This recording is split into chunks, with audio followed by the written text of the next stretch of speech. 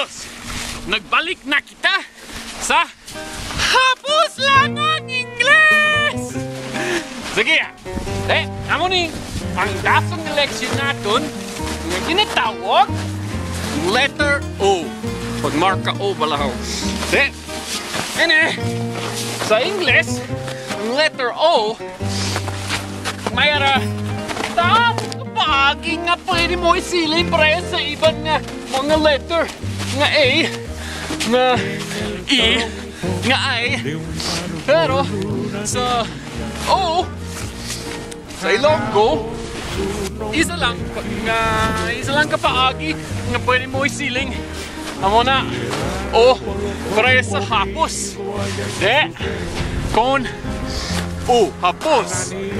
Pwede man sa English O pre sa so.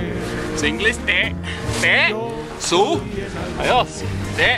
Pero mayara man ang O pre sa pop. Tatay. Pop. Ayos. Pop. Medyo presinat sa letter A, pero mayarang gamay nga diferensya.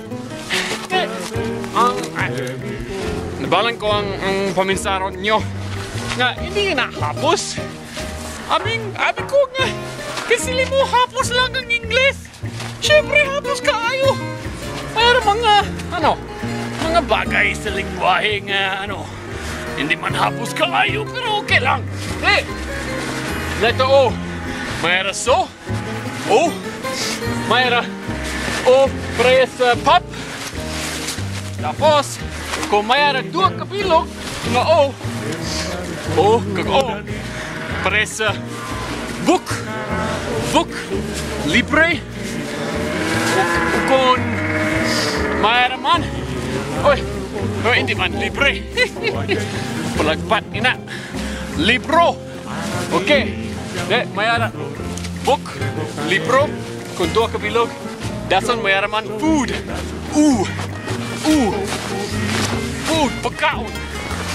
Kaya, kamo na siya. So, pop, book, food. Amo na lang. Kitsiling ko, kagina. Kagisiling ko liwat. Hapos lang ang Ingles! Woo!